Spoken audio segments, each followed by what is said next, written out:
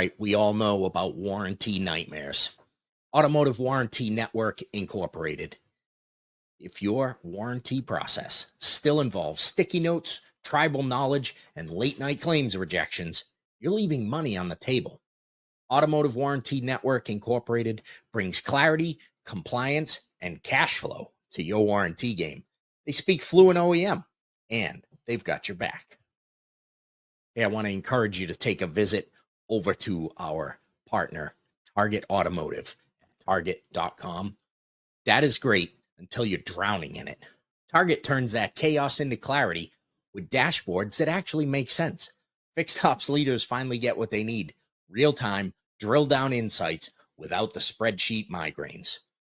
It's not just business intelligence, it's Target.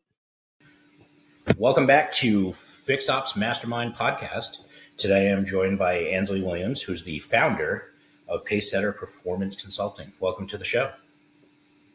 Thank you for having me. Absolutely. Excited for this conversation. So share with us how you got into the fixed ops consulting work. How has your career gone? I have probably the most unusual career path of anybody in this space. I am non-traditional, so everybody don't freak out. I have not actually been an employee of a dealership. I know. Cue the people going to slide in my DMs freaking out over how is that possible? No, my career is like really unusual. I have worked in several different industries: private aviation, digital marketing, retail. I was a manager for the very first time when I was 20 years old in a clothing store, managing much older women. It was a very interesting, chaotic time for my 20-year-old self, learning what it's like to manage people. Talk about trial by fire. I have been in large group health insurance sales, payroll and HR sales. I've sold for some of the biggest companies in the country and love it. And I accidentally fell into the industry. I met a consultant, a fixed ops consultant, who's extremely successful, written several playbooks around how this all works, that met me and was like, hey, I think you'd be really good at this. Like, you're a corporate trainer in another life, and you do all these other really cool things, and I could use some help. Like, come do this with me. And I was like, yeah, sure. Why not jump off the deep end? And from the get-go, for the last 6 years, almost 6 years, I have been deep in the weeds. So while I have not actually sat behind the desk officially, I have spent probably 75% of my life, the last 6 years, in stores, on the ground, in the trenches, doing it all. I've written service. I've actually sat the desk in lieu of another manager who was out of town, or in a few times where maybe we didn't have somebody sitting at the desk at the time. And so I've done quite a bit, but I found my way here accidentally. And so here we are in an industry. If somebody would have asked me many years ago, would I work in automotive, I probably would have laughed. And now I can't imagine doing anything else, and I love it. Yeah, it's one of those, it's all I know. I've been doing it since almost right out of high school, and you think about, could I go somewhere else? Could I do something somewhere else? And the answer is no. I don't think anything gives you the feeling of what we do. It's rewarding. It's challenging. Being able to help guests and have them leave with their vehicle leaving, better than it came in, and feeling good about that, or, seeing a tough challenge that comes up and being able to be the hero that day. There's nothing better, getting up every day to do this is obviously we take care of our families by doing it, and, there's a financial side to it. But for me, it's 20 plus years in the game, and I can't really think of anything else that I would want to do that would make me feel as excited when I get up in the morning to go do it again. I get it. So yeah, it's fun. When you walk into a fixed ops department that needs change, what's one of the first leverage points that you go for? So I am a data junkie, okay, to an nth degree. And so before I even step foot in a store, I am usually doing a deep dive analysis on all the key metrics in a service department so that I have an idea of what I'm walking into in terms of performance. And this isn't designed as a gotcha or you're doing it wrong or that it even needs change. I don't ever want to assume that it needs change. It just might need a little tweaking here or there. And so the very first thing I'm doing is a deep dive. I want to know everything I can from a numbers perspective. Not so I have a hypothesis going in, although I do. And then that getting on site is actually just spending a whole bunch of time talking to everybody. I make friends. Let me know everything. Tell me what's going on. Who's an outside person going to make an assumption on what's happening in a store if I haven't talked to everybody and get an idea of what's working or not working and where the people want to go? Because I'm sure you're aware, right? There's sometimes a disconnect between, I'm usually being brought in by an owner or a general manager, right? And they're sort of telling their team, hey, guess what? You got somebody coming in to help. And those people are like, wait, what? We think it's good, or maybe we think it's crazy. Who knows? And so really the first thing I'm doing is talking to everybody, observing, that first month or so is just a lot of fact finding. Yeah.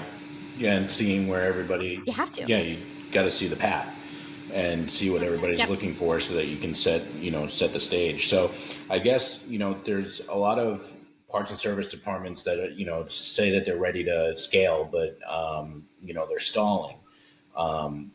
Besides, the conversations, what strategic gaps do you find most often? Like, so where is the disconnect? Is it communication? Is it not having an accurate plan or something different?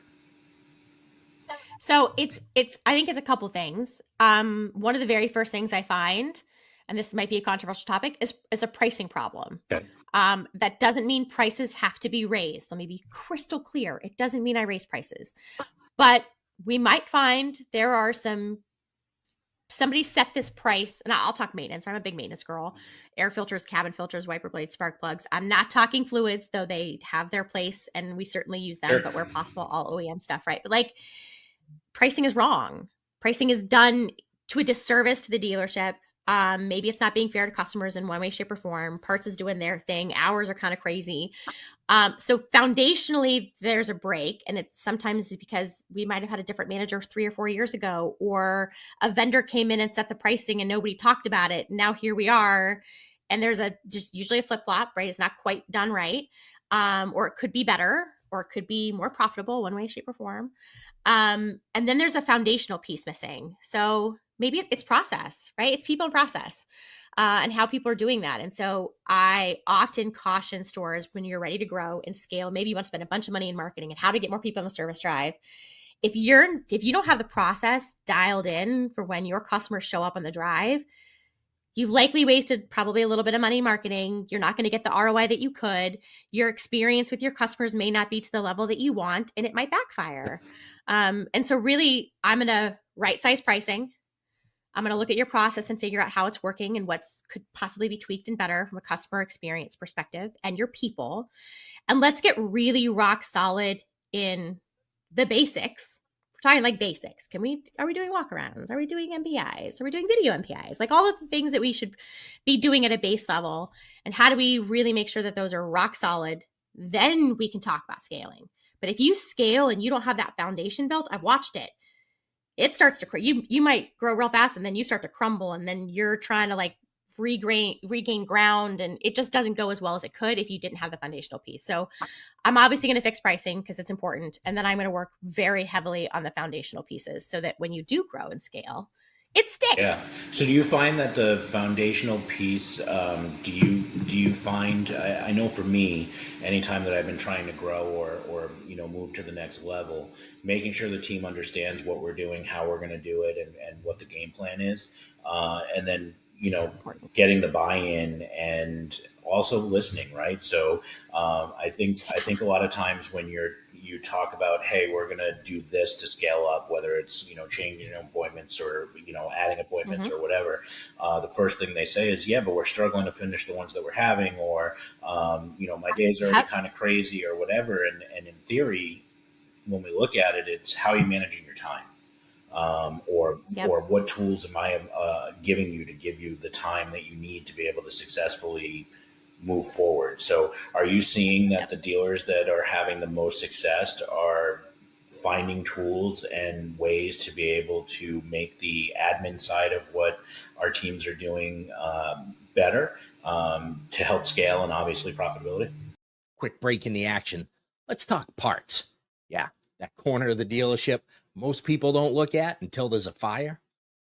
Parts Edge helps you clean up that mess. Smarter inventory, better margins, and no more guessing games. It's like giving your parts manager a crystal ball, except this one actually works. Spiffy.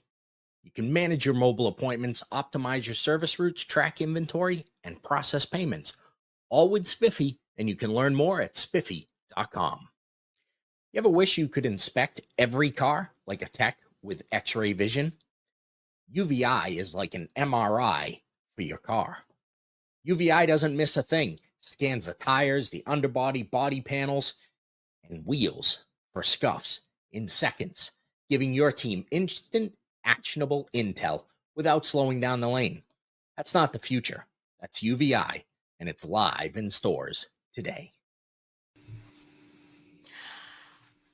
It's interesting. Not nearly as much as probably they could be, and that some of that might candidly be. I don't really get into the weeds necessarily when it comes to what technology you're inputting. I might make recommendations. I've been through the process of switching TMSs with several dealerships now, and that's joyful and not. What I often find is there is this perception that we need the volume to grow. And so what we end up doing is we start to make our advisors and our technicians are taking on more because the only way currently that they have been able to grow is to add more cars to the drive and overload their people. And it's the growth from if we really took less and did a better job of really managing that process and we took time and attention and care, we would grow a lot like this. Whereas, if we're going to overload and add a bunch of people or add more cars, like the growth it doesn't correlate as well as it could. Right. So it becomes purely by volume and not by we actually did our jobs better. And so less about technology improvement, which I am a tech girl. Give me sparkly, shiny objects that are new and exciting for technology. I love it. What I find though is sometimes it's overwhelming. I'll give you an example. I have a dealership group that I've been working with. One of their stores has 8 different technologies for one service department. 8. They have to log in to 8 different systems to do their everyday. Yeah. So they went real hard in that we're going to find the best tool possible that is going to make life easier for everybody in each of the silos and categories. And next thing you know, we're how many years later and they have 8 different systems. And I'm watching advisors have to switch between screens. And so sometimes I think there's this idea that we need the bright, shiny object to make it easier. Yeah. But maybe we haven't looked holistically at the entire whole. Does that actually help? I think plenty of them have immense value. I'm super excited to see how the industry is going to grow in terms of technology. I tend to be a little more reserved in hey, let's actually slow everybody down by working with less customers. If that means we add advisors and add technicians, all the things, let's add more of our people so that we can take care of the people we have. Then we can get excited about the next level of technology because we aren't writing 20, 25 cars a day per advisor. We're writing a lot less. Everyone is successfully selling and taking care of their customers. Techs are making hours. Then it becomes a lot easier to bring in some new shiny tool that actually will help because we're not swimming against the stream. We're not buried. Everybody's winning. It's a little easier to introduce something new where people are like, oh, okay, I'm ready for something new. Sure. I think there's a burnout with our advisors and technicians who are exhausted, partly because, as you mentioned, no communication, right? We're going to bring this change. We have this vision as owners and dealer principals and GMs, but if we're not letting our people be a part of that process, engaging with them, getting their buy-in, getting their excitement and helping them see the vision, dude, they're sitting at their desk going, you want me to do what? You want me to use this other tool? Okay. And then it just doesn't succeed as well as it could. Yeah, so I think for me, any tool that I've wanted to bring on, I needed to understand that, the tool is going to come through and be an advantage. But more importantly, it wasn't about the tool. It's about the team that comes along with the tool, right? So Bingo. ensuring that, once we put this tool in place, anytime I'm running into a roadblock or a challenge or something that's coming up, who am I calling?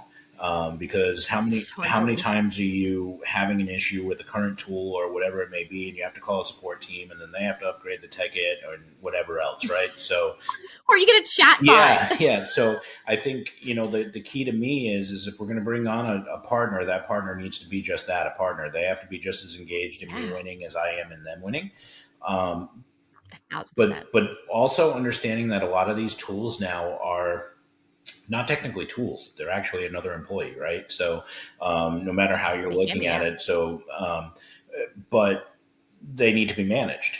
And if you're just going to roll out a new tool and then that one starts to do something, but you're not actually managing it, and you roll another tool, like, yeah, you're just pushing stuff uphill that's never going to actually take fruition, right? So I think from Yeah. a leadership standpoint, have a plan. What are you trying to fix?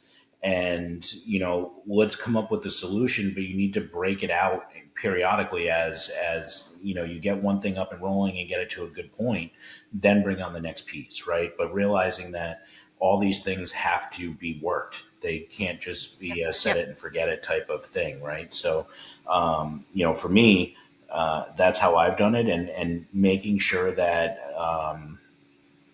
the team knows what we're doing and what the why is, right? And making sure that it Yep. aligns with what we're doing. So when you're going into a new store first time, you've got all your data, you've talked to all the people, you kind of have a game plan. Is the next step to sit down with the upper leadership, or are you pulling everybody and just talking to everybody on staff at that point? I always like to get buy-in, obviously, at the very, very top and go, here is where I would recommend that as a united front, we're going to talk to everybody, so everybody knows that we're all going in the same direction. This is the boat we're rowing. Buy-in has to happen constantly throughout any process.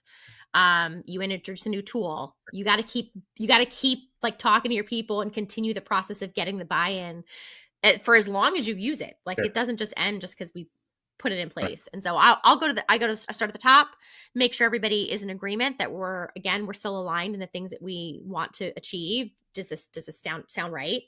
The thing that I always stress about your people is, if I'm going to talk to your people, I'm going to come back with what we found, what we're hearing, what we're seeing.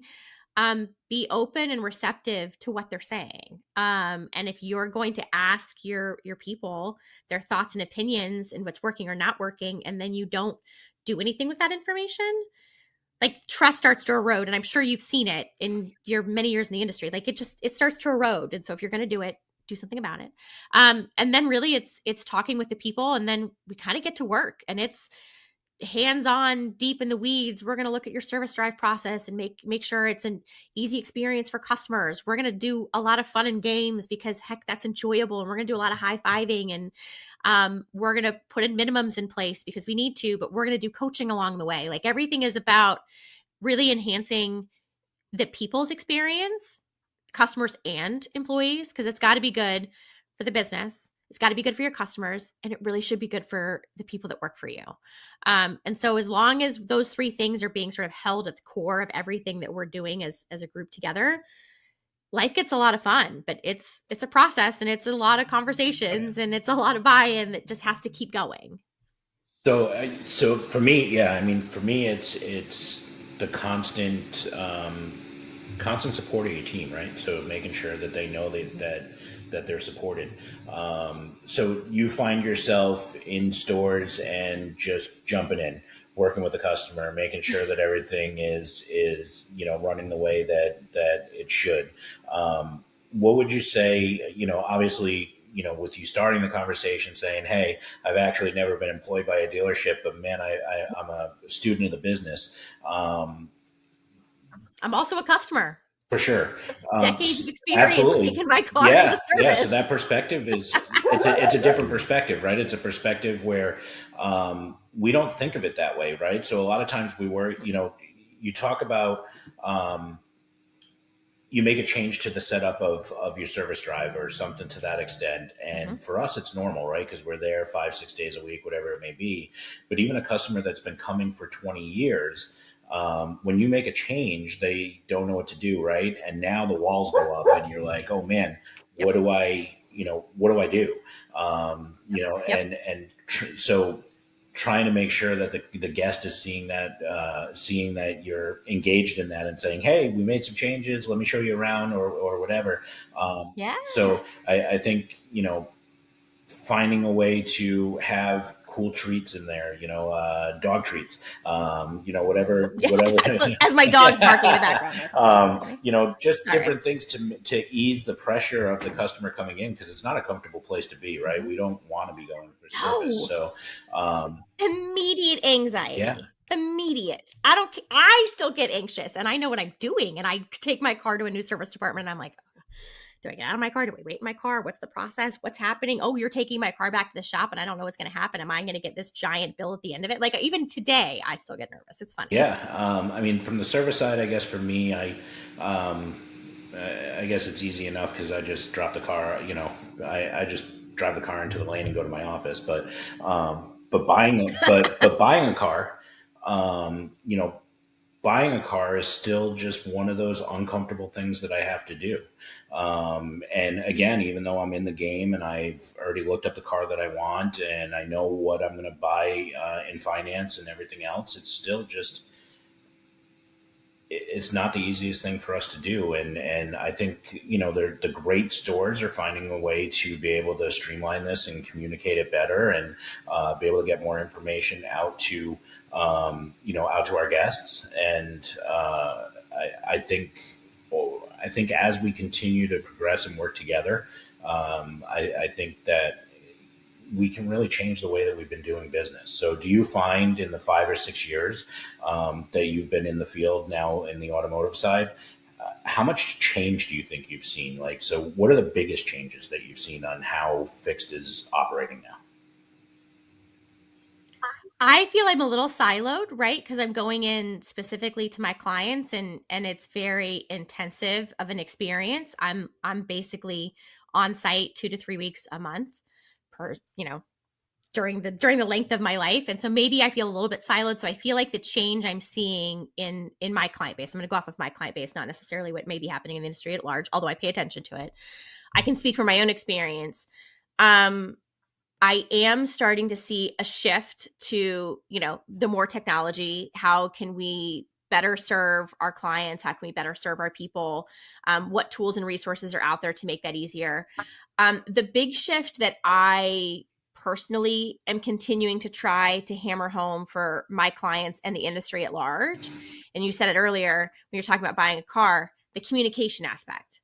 Like, the thing we all need to remember is, the more we communicate, the more transparent we are with our process and our people and what we're doing, and the more we communicate that transparency, the more buy-in you have from everybody. Like, the anxiety level for everybody goes down, the uncertainty goes down. If we're being real and transparent and honest with our people and our customers, and we're approaching as much as we can from a people first perspective, the better it's going to be. It's interesting because I'm seeing a shift, right, in like dealer principals, right? We've got multi-generational, you're getting down into the, second, third, soon to be fourth generation, like inheriting this empire. And they're definitely more excited to try new fancy tools and robots in the shop. And like, I think we're taking a lot more risks as an industry in the last 6 years. And I think I obviously can't speak for the 25 years you all have been in the business, but like, even just the last few, like I would say the last 2 years, right? Like, I laugh when I get a video of a robot in a shop of a client of mine who's like, Ansley, we got a robot. Yeah, right? delivering parts. It's so cool. Yes. And it's exciting, right? This shift to like, okay, well, maybe we can be a little bit more open to trying new things. And so it's less of the, we've always done it this way attitude, which I know is sort of a statement that gets said a lot about the automotive. We've always done it this way. Why should we do it differently? I'm a firm believer in like what I know to be foundational basics 101 level stuff that gets lost in the shuffle of all of that. But if we have that plus like, what are these other things that we can implement and what shiny new object can we do is exciting. Like, I think it's a lot of fun. So I see the industry shifting a little bit more, I think, to care about your Sure. employees in a different way, right? We're in the generation of maybe we do need to have a little bit more balance and take care of our people, and our people are our business, not we are the business. And trying out new things to try stuff.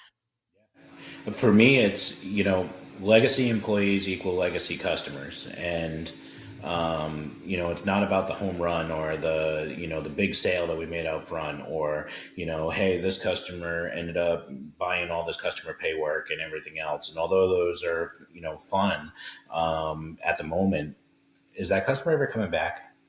Do they feel like they were actually served, or do they feel like because they were in a bad spot and needed all these things, they were just that day's paycheck, right? So I think for me, it's we need to build legacy employees to build legacy customers, and if we do that, then the business survives. And honestly, that's where you can pick up your that's where you can scale.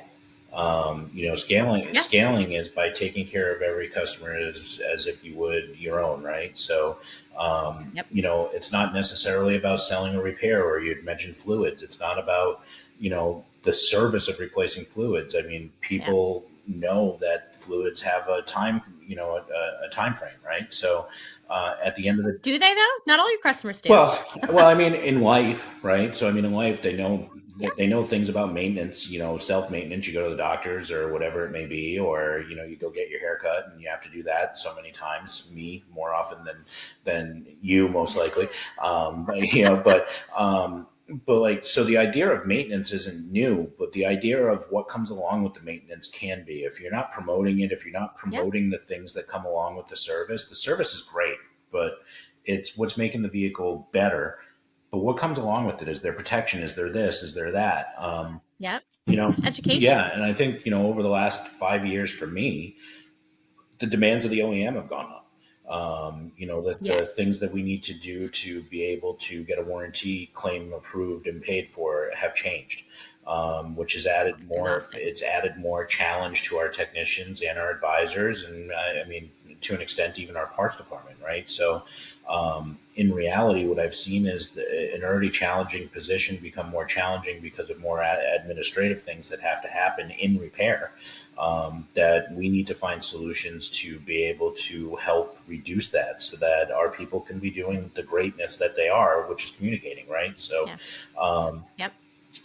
so how do we communicate better if we're being more challenged on how to get to the point of communication? So what are you what are you training out there in the field to help people be able to actually get in front of the customer in a timely fashion, even though they have all this responsibility that is on them to be successful? So it's as much training with them as it is working with the systems that the dealership and the service director have put in place, right? Like I can train advisors how to use basic route sheets or their technology they have in front of them to keep track of their work. I can train them to have better communication skills with their technicians and staying on top of their tickets. I can train advisors on how to make better phone calls or better conversations or better face to face, whether that's on the drive or after in their conversations with customers. I can train all of that. I can train time management as best we can, but when it's completely out of their hands, which is always the hardest part, right? You know what it's like, short staff, 2 advisors called out, we're missing 5 techs in the back. And for some reason, our appointments are broken and we have 100 when we normally have 60. Okay. And everyone's hair is on fire for the day. What I can train in that moment is how do we manage the system that we have? Is the processes that we've put in place, the systems we put in place, are they holding so that everybody can see what's happening? Because there is some methodology to making sure your drive is recognizable in the way that it is and how it operates so that everybody knows what's happening at any given moment. I can train them on how to keep a smile on their face as best as possible and try really hard to like not lose their minds. So instead, that focus for me really becomes, hey, we can't fix this moment. This moment is what it's going to be. We can, however, work together collectively, all of us, and it's managing the chaos. And then it's sitting down with leadership afterwards, go like, where were there some breakdowns, or where did you jump in? How did you help? And so sometimes It's less for me about training the advisors in those pieces, because a lot of advisors are really rock solid at this, but they can only work with the system they have. And so we've got to now look at, how many appointments do we take? How is our drive operating? How many appointments is each advisor, like how many cars are we writing up in a day? What's our shop capacity in the back? Are we pro-efficient? Are we not pro-efficient? And so some of that training is less about the advisors and the technicians and more about, at the leadership level, we got to look and see how we're doing this, and does it align with what we want the experience to be? Sometimes it's a staffing issue. Maybe we need more. Rarely do we ever need less. We always need more. It's shocking. We always need more people. I need another advisor. We need more technicians.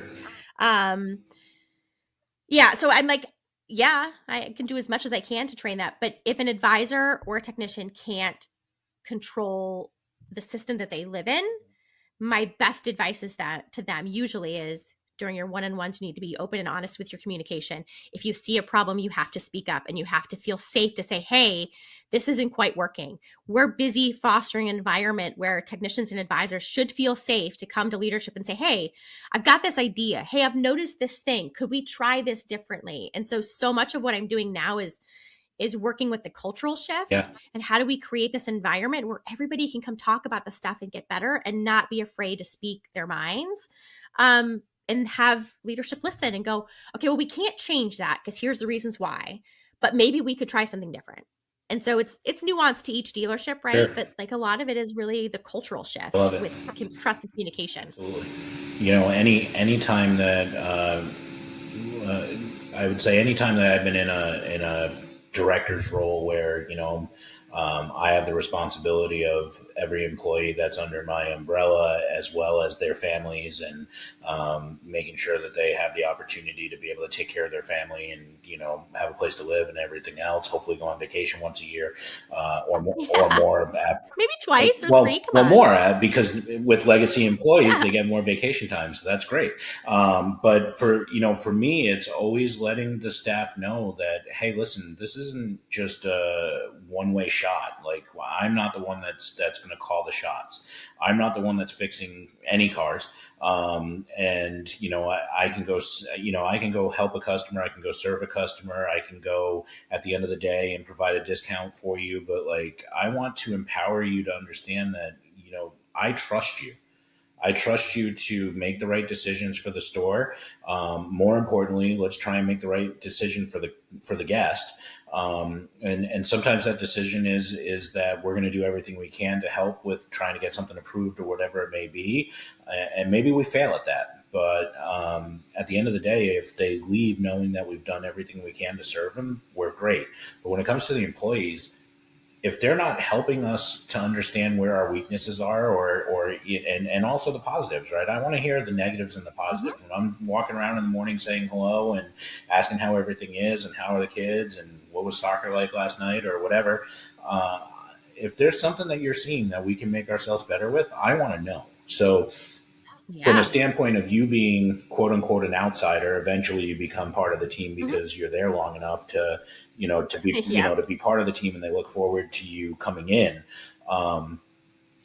If you're really looking at that and then bringing that feedback and empowering the employees to be able to feel that they can bring that feedback, whether it be through you or hopefully to their teams, their management teams, then that would put you a step ahead, because, at the end of the day, you're there to serve a purpose, right? So you're there to help them get better in any way that you can.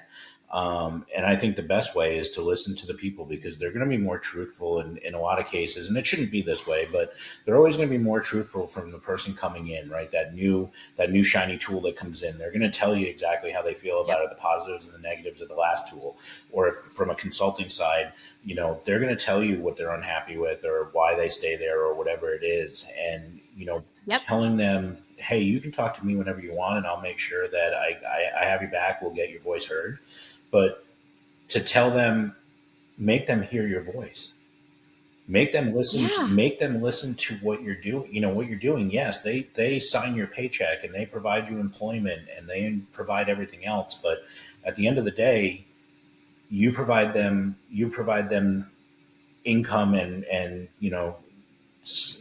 solidarity of having their business, you're more important than than them signing a paycheck, because without you, they don't have customers, and without customers, none of us have anything. But I just think it's important to do it the right way, though, right? To just constantly be, Nancy the cancer, that's not going to help.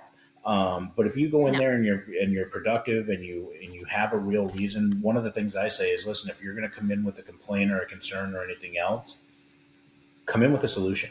Have an idea. Yeah, just come in with a solution. Tell me what your idea is for us to fix it, and maybe we implement it, or maybe we implement a portion of it, or we talk about as a group, how do we implement this game or change it a little bit more. So do you find yourself, seeing like technician backlogs or something like that, where they're having challenges, where they're coming to you and saying, Ansley, please help me get this?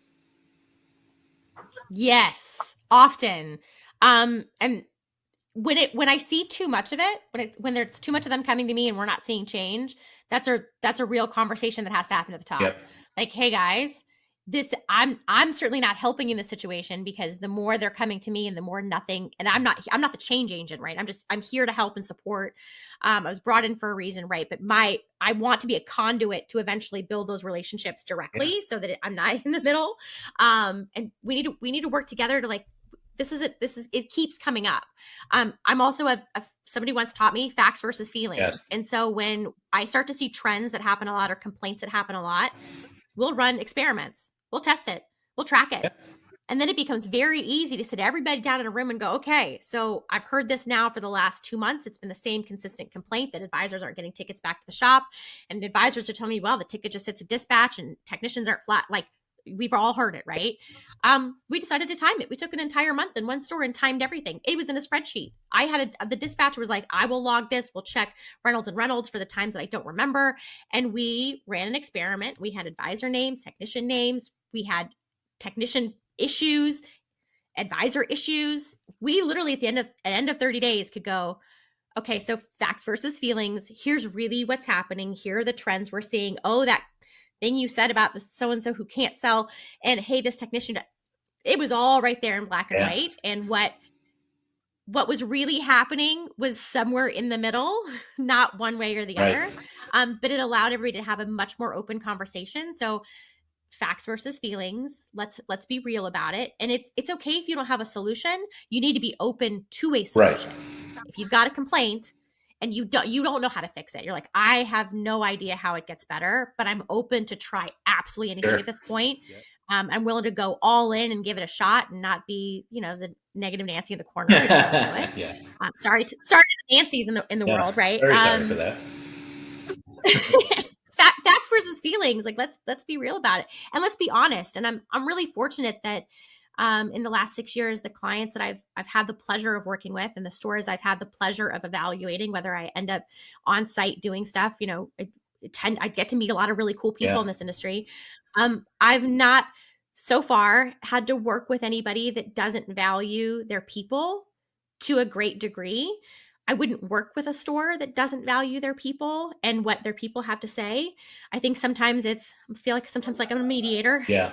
How do we communicate together? And then once you guys figure out how to talk to one another and how to have trust in one another, man, it gets real fun for them. And it's a beautiful thing. And I see great success happening.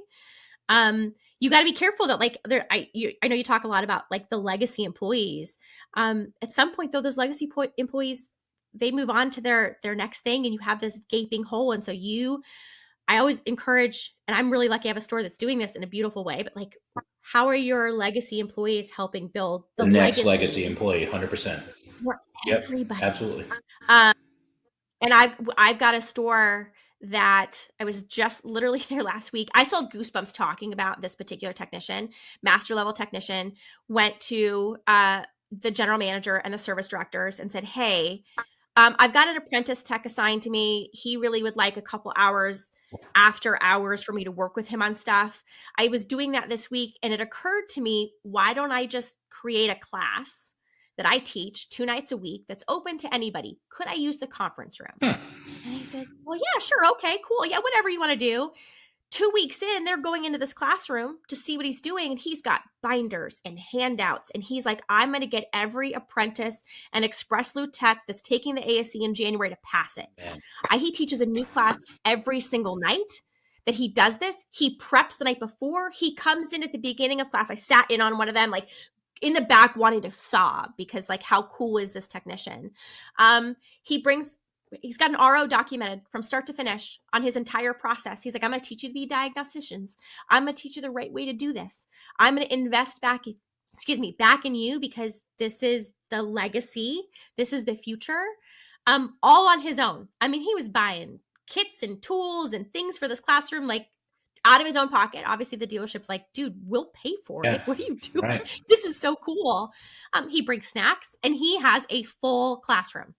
He even has master level techs coming to this class just to brush up or just to be supported. That's so awesome.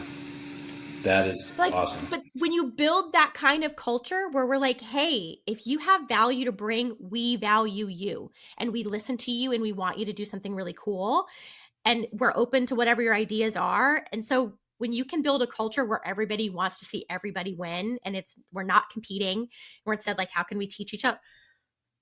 Like, this is when it gets real fun. This is when you're like mind blown. What could this mean for this dealership itself, this community that they're a part of, this industry that we're in? When we do that kind of stuff. Yeah, the gain is. Sorry, I had to tell the story because I still get goosebumps. That's an amazing story, and paying it forward, right? So you look it back and you say, okay, well, did somebody bring him up the right way? And now he feels the responsibility of continuing that trend, right? Or was he not brought up the right way, and he feels that he owes it to the business to be able to help people not go through the struggles that he had, or a bit of both. But to take it upon himself and say, hey, I'm going to, I'd like to do this, I'm going to do it. And then to see the buy-in from everybody else just shows you the value that person brings to our business, right? So although it's supporting, that store, and, doing great things, right? The more we get that message out that there are great people out there that want to continue to pay it forward. I mean, I do this podcast because I enjoy it, and I get to, have awesome guests on that. Yeah. But it's helped my network. It's helped me understand how we run the business and what people are doing that are successful, not successful, whatever it may be. But the whole, let's get together so we can be great together, that is the epitome of it right there, right? So he says, come on, let's get together, and I'm going to help you pass everything, and you're going to be a great diagnostics technician, and you're going to be able to, do everything. But God bless him. That's awesome. That is an amazing story. And kudos to that team. Kudos to the leadership at the dealership jumping in now and saying, hey, no, you're not going to make this an expense for yourself. We're going to help. That's just teamwork, and that's what we need to be about. God bless him. That's just so exciting to me. Awesome story. No, but like when I think of the future of the industry and how a dealership really builds a legacy for themselves, it really starts at its core is how you enable and grow and support your newbies as well as your legacy employees. And I'll be honest, I worked in the HR space for many years prior to this. And so this is not indicative necessarily of the automotive industry. I think in the automotive industry, it tends to be way more intense than in others. But the onboarding and the career pathing and how we get a new person in the dealership really set up for success, it doesn't happen. If someone wants to come in and comment on this podcast later, be like, no, here's how we do it. We'd love to hear. Yeah, for sure. But it doesn't happen very often, right? You bring a new person in and you new advisor, and they get thrown to the desk a week later, if that, and it's like a month later, well, they're not hitting it. They can't do it. We've got these technicians in Express, right, or apprentice techs, and we don't have a real program to graduate them up to the next level. Like, how do we career path them? And so I work with clients on that. I'm very lucky that I now get to do that because I'm passionate about it. But I think the dealerships that really, and the dealer groups that really want to take their business to the next level, they have to lock in on that. They have to lock in on what it looks like to bring a new person in. I don't care what department you're in. What does your onboarding process look like? What does your welcome to the family look like? How do we communicate to you? How do we communicate the benefits? How do we communicate your 401ks? How do we communicate what you get as being a part of this dealership? How do I then set you up for success? How do I make sure you know everybody who's a key player? How do you know what success looks like? Do I give you the tools for that? Do I give you mentorship through it? I mean, there's a big gap in the industry on bringing new people on and how we get them to the next level. And that falls at the top. We got to figure out how to solve that so that it trickles down. So when I see a store like this, that it was a technician who was like, I've got a plan. I've got a plan for the people that I work with. I got a plan for the apprentices and the lube techs and anybody else that just wants to be at the next stage. We're all going to work there together and do it. I'm like, okay, who's the advisor that's going to do that next, right? Who's the service manager? Who's the valet doing it next? Exactly. Like, this is, that to me is a key piece of the puzzle that I think we're all trying to solve individually when we're in stores, when you're in your position and you're as a service director, or fixed ops director, or service manager, and you're trying to figure out, like, how do I make sure that they stay and they're successful and that it becomes a legacy opportunity for them, or they know what the career path looks like. You want to be a shop foreman someday? Cool. Well, do we have any path to show you how that happens? Right. Well, of course not. They just randomly get it. And then we're learning from what we saw before, maybe not what we really want to learn. And so I think that's the next piece that this industry has to solve, that I know several of us are already working on, and how we might do that. So anyway, sorry, off on a tangent. No, you're good. Like, that's my piece. No, you're good. We could solve that. No, you're good. I mean, it's honestly, to build a legacy employee, it starts at the interview. That first call to set up the interview is where it starts. Your first impression. Are you going to set the pace for them to understand that this is a career, or is it just going to be, a career in a place that I can live my whole career? Or is it a place that I'm just going to go and it's my next leapfrog moment? So setting yourself apart from everybody else by having a process in place to be able to show them the expectations is how it works. So, all right, a little rapid round for you. So okay, let's go. What metric do you think gets overlooked most often, and why, in fixed operations? The time it takes from open to close for an RO per advisor. Okay. Sounds like a really strange thing to look at. No. We look at open ROs often, right? We look at WIP, how long, or what's their average open RO length. Those things matter. I really like to look at the average length from open to close for an advisor in a given month, and how far outside of everybody else are they?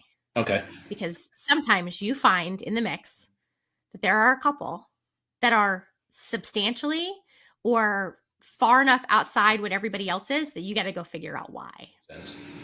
That makes sense. And yeah, you always have that hidden one that you have to go find. It's a hidden one. It's not one people are looking at. You're welcome. There's a reason why it's being hidden. So that myself and obviously the Fixed Ops Mastermind crew and a lot of others out there, we are very much about automation and the opportunities that it has in place to be able to not replace employees. We are not replacing employees. We are enhancing their ability to do their job and reducing the admin so that they can do what they're great at. So I want to be very clear that automation for me is not anything other than trying to make our people better. So what's one tool or process that you'd automate if you could in Fixed Ops? I know they're going to be way cooler ones said, because you guys live in this space, and I do a lot of automation in what I do, but my automation is typically in reporting. It's data transparency. I would automate, and it happens in some places. I would automate your open ROs being sent to advisors with a reminder to the manager. So this isn't something we're looking at once a month. It's not something we're looking at every week, like once a week. It's an every day. Every couple of hours. I mean, set a new reminder, and every couple of hours, hey, we got to get there. But what happens, right? You get fatigue with the notifications. You get the fatigue where you just stop looking at it because it's easy to ignore it. I can do it later. Yeah. And so I think there's a balance we have to walk with automation and a way to remind people that it will eventually be something they'll just snooze. Or Ooh, I like this. that notification comes through where it has a quick 1, 2, or 3 that you can set that will notify the customer on your behalf via text or email, whatever their accepted rate was, right? Where now at least Yeah. you've communicated, and if a text comes back asking a question, now you got to get involved. But otherwise, hey, I don't really have any information for you right now. Give me another 2 hours, and I'll come back with you again, and then bam, reset your clock. Absolutely But love all you that. got to do is Absolutely love that. hit a button, right? So, No, down for that. 100%. so we kind of, are we there yet? No, but there's things that we can do to be able to still communicate, even though it's not direct communication verbally. But if I can get something to send a text that would take me 45 seconds and I can send it in one, I'm going to do that Done. because that's 44 more seconds that I have with everybody else for the day. So, I agreed. I love that. So non-automotive learning. I know you're traveling all over the place, and you're on the East Coast later this week, and so time in planes and everything else. So non-automotive learning. What book, podcast, or outside things are you doing right now that's influencing your current day to day? So I have two. I don't remember the podcast off the top of my head. I actually had a friend send it to me about AI and its impact on us as people, Okay. right? And it's a little on the scary side. I don't recommend maybe we listen to that necessarily when you're trying to go to bed. But the honest, like, we all have to be really aware. I'm a huge AI fan, but we do also have to be really aware of it is not a replacement to people. It is artificial intelligence. It doesn't have empathy and emotions. And if we are pouring our empathy and emotions into a machine, we've forgotten that it's a machine and can't be that person back to us. So this podcast was very eye-opening in the impact it's had on people's lives today in a way that is sad. And, marriage is ending because, AI is convincing people things are happening that are not real because it's whatever you put into it that it's spitting back out to you. And the second thing is maybe a little bit unusual because it's not a book or a podcast, it's a person. Okay. And that would be my 17-year-old daughter. Nice.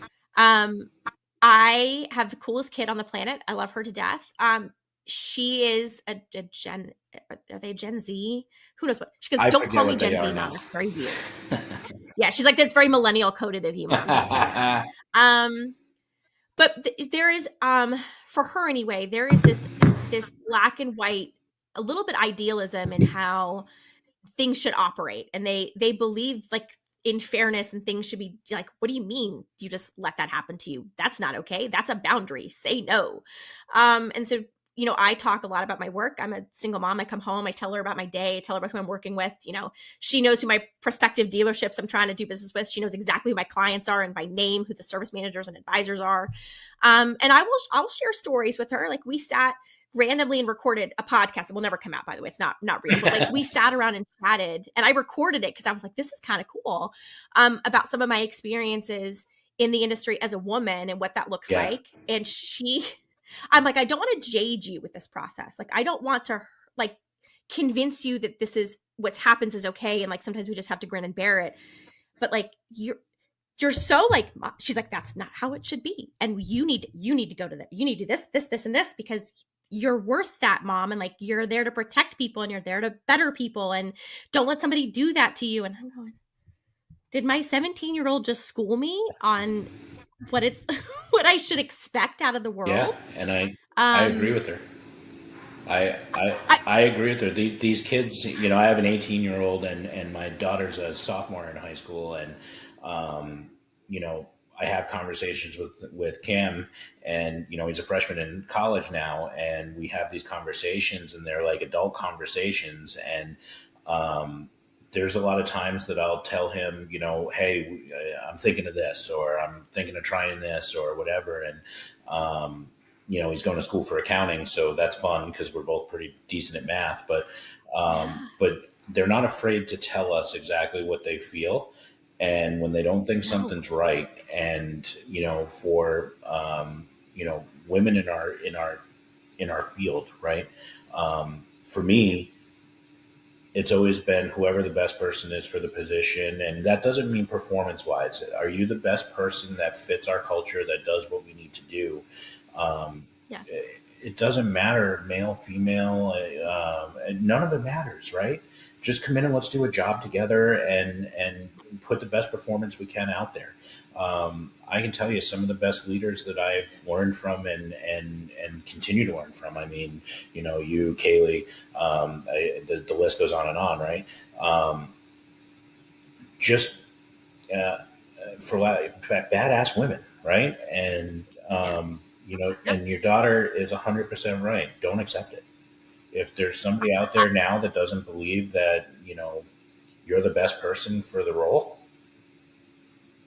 then don't work for them. Yeah, kick rocks. But I mean, Yeah, I have hope for our future because this generation, despite the rumors and memes that go around about what it's like to have Gen Zers around, yeah, um, spend any length of time talking to them like this, and you're gonna immediately realize like there's hope for everything because look at how staunchly they believe in what's actually right and real yeah. and fair. And it's neat to see. I hope they don't lose that idealism as they grow up in the world. Yeah, I think for us as they start to get into employment time where they're looking for their career in the next spaces, us as parents, it's our responsibility to make sure that when they're interviewing, let them do it.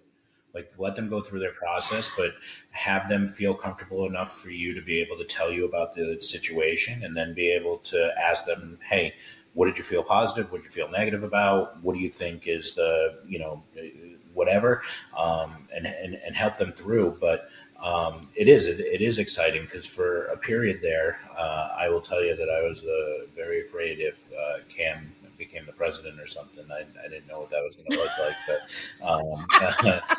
and Kaylee, she's a sophomore now, but her even more scary because I don't know what she would end up doing, but it is fun seeing them grow up and then their thoughts as they become adults. So Yeah. cherish that relationship. It's amazing, and the openness, because I Yeah. think when I was younger, I was more reserved. Right, I didn't want to tell my parents everything. Yeah. These guys will tell me stuff that I don't want to know. So 100%. Every day. so Every day is an yeah, so adventure. you never know where it's going to go, but I'll tell you, man, this has been an amazing conversation. I knew it would be, and I appreciate you taking the time out of your busy schedule to hang out with me. And I look Thanks for forward to having me. many more conversations and bringing you back on again. Thank you, Kyle. I appreciate it. It was All fun. right, thank you so much, Ansley Williams, founder of Pacesetter Performance.